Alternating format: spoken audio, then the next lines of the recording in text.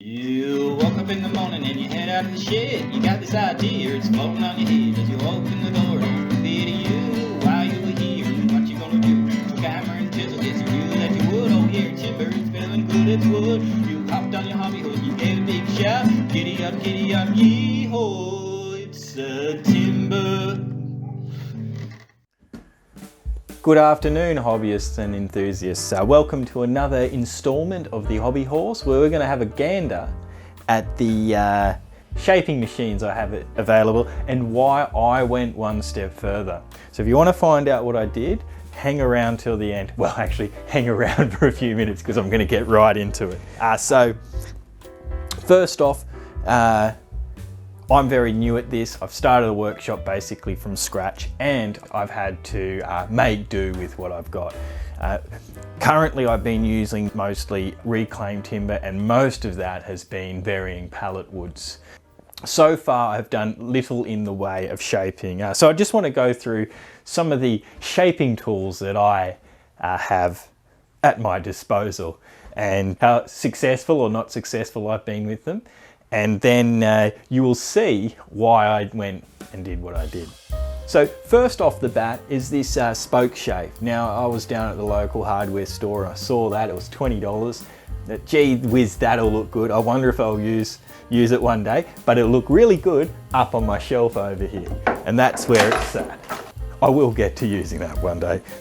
Okay, so next off the bat is this arcade plane. My brother gave me this when he had either upgraded to a superior arcade plane or a less arcade plane.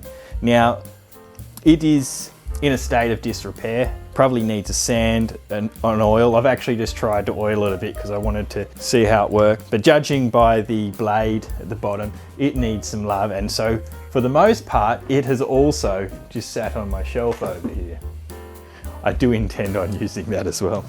Okay, so the next thing is these chisels. I haven't used this one a lot. This one here is my go-to for generally cleaning things up. They are blunt. I do not have the resources to sharpen them well. And generally, I use them a lot. However, mostly I just bash things out of the way with it. Probably similar to what I could achieve with just a hammer. But I feel a bit classier. So those I do use. This I haven't used yet because technically I haven't finished anything.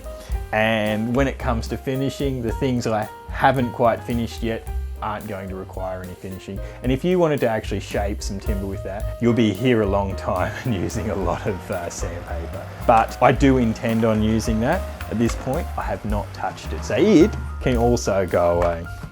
All right, so the next thing to show you is this Hitachi electric plane. Now, I have used it once and I'm terrified of it. I believe that I can get better at it and I believe I will be using this thing a lot. However, at the moment, I am not confident with it.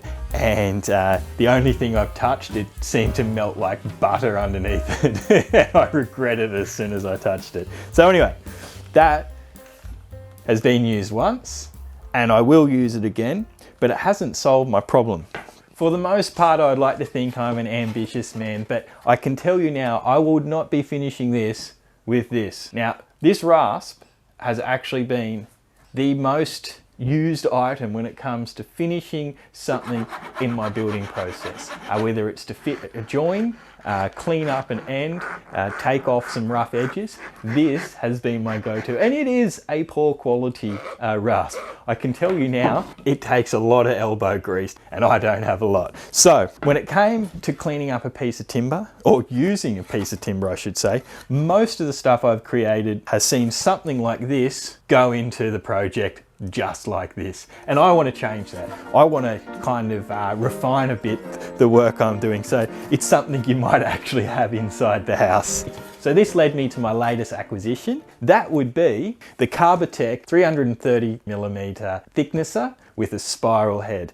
All right, so I am going to use what's inside this box to turn this into this. Impressive, huh? Considering I haven't even got it out yet. So without further ado, let's get this show on the road. And There she is, what a beauty. The Carbatec Thicknesser, nice blue, good sturdy construction, and straight out of the box, flip it down, and she's ready to go. No, really, very close to it. Now, before I go into showing you this beautiful machine, I'll tell you the story that led me to buy it. I'm normally apprehensive about purchasing something that costs a large amount of money. More so not because it does cost a lot of money, although that can be hard to come by. It's that, will I actually use it? Over the time I've been here setting up this workshop, it's actually something that's played on my mind a lot, was how was I going to clean up this timber to make something that's nice, essentially that can go into the house. After going back and forth and umming and ahhing and doing everything I could that didn't require a thicknesser, I decided to jump in to do it. Now, what allowed me to do it was I made a deal with myself that this would be a reward for something I haven't done yet. And you all know how that's going to work out. I was over in the Big Smoke, and I went to one of the tool stores there, and I engaged one of the older gentlemen there, seemed to know what he was talking about. Actually, one of the younger people said, he'll know what you're talking about and how to help you. So anyway, I started talking to him, and the thing that was difficult was that, I could have ordered this online, I could have gotten it delivered. However, I'm the sort of person who likes to touch something, look at it, give it a good fondle, and even smell it, to make sure that that's what I like to do, isn't it? So there was a DeWalt triple blade there, looked pretty impressive. You're sitting there going, well, it's $100 more, why wouldn't I get that? And the guy at the store said, look, a lot of tradies get these. And I said, oh, what type of people buy these? And he said, well, people like you. And I was like, oh, well, that's what I want. So I bought it. I left that store, picked up the missus from the airport, and I came home. All right, so the first thing you'll notice with the Carbatec Thicknesser is that it's a good, simple structure. It seems uncomplicated, and straight out of the box, this outfeed opens. Out the back, we have exactly the same. So you can see there, it's got a good in and out feed. The only thing that really needed installing was this dust outflow unit. The thing I like about this is the fact that I don't have a dust extraction unit, and this doesn't clog. Now, how it works is that it has this little chute here where all the shavings are fed off the cutter. The airflow from that pushes those shavings into here, has these little flutes that fan out, so it spreads the shavings out, and then because of the shape of this and the air flowing through, it naturally just feeds it all straight out there. So I actually shaved down a plank, and this thing didn't clog, and barely any wood chip in the machine. So very happy, and let me just go and show you how quick it is to install this. Complete with the Allen key provided. No, it's easier than that. You don't even have to bend your back. So there's two bolts powered by an Allen key here. So here you go, I'm slotting that in there. It can be a little bit fiddly just to get in that last bit, but sits in there nice and tight. And I just screw that in like that. I'll screw this one in like that. Give it a quick tighten, just like that. Put the tool back. Just to show you the toolbox, this is where the Allen key is that I just used to install the outflow. And this is the nifty little gadget that's used to change, tighten or rotate the cutting blades. All neatly packed away in its own inbuilt toolbox. So on this side here is where we control the depth of the cutting blade and ultimately the thickness that we're cutting the timber. It has a locking mechanism. Just here you can see where the depth gauge is. So it is actually capable of doing up to 3 mils, but anything more than that, it's not going to let you put the piece of timber through.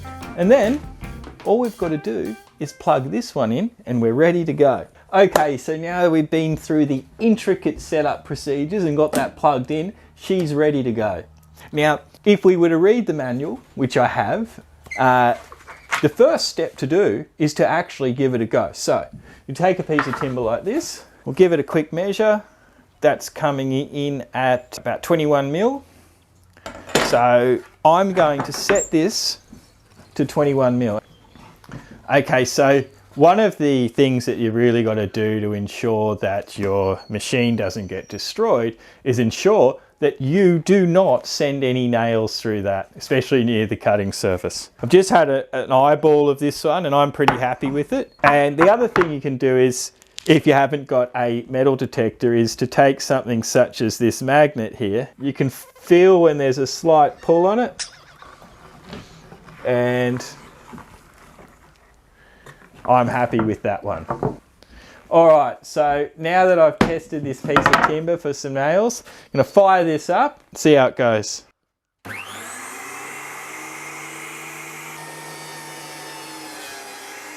So you can see that worked out well. We've taken a little bit off one end. So I'm just going to take this down 0.5 millimeter at a time. So essentially, if we do 1/4 of a turn, we're doing 1 millimeter.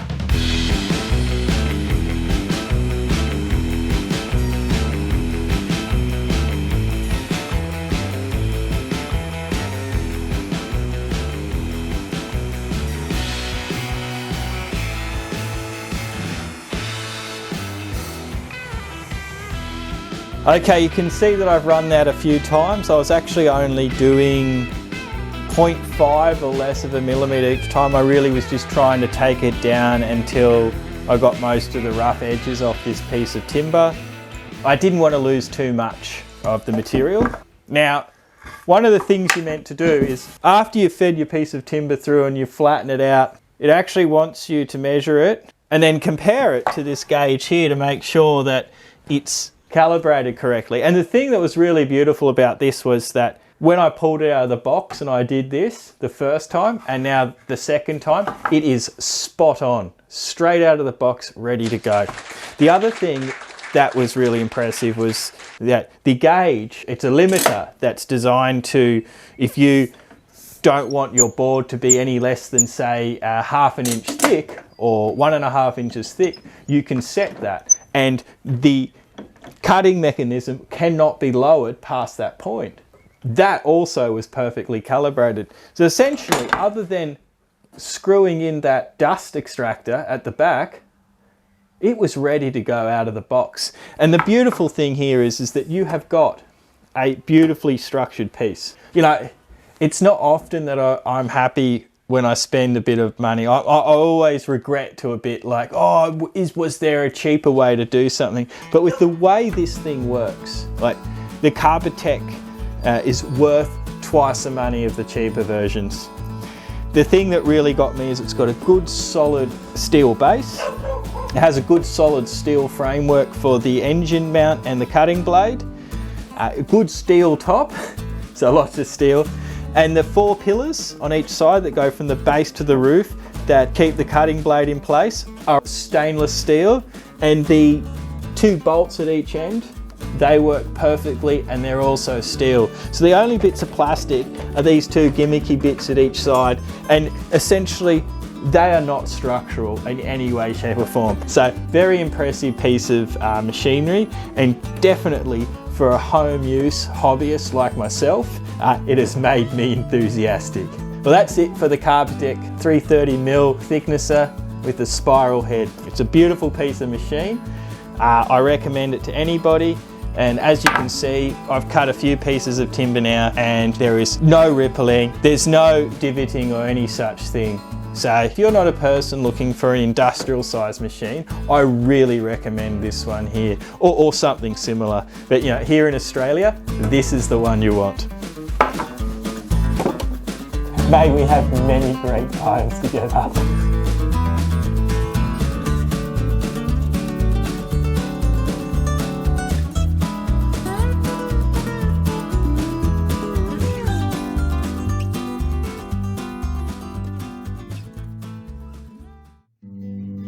You made it this far and you like what you see. You want some more, so you give a thumbs up to me. You can't get enough and you're wondering if it's time. Well, subscribe to my channel and listen for that chime.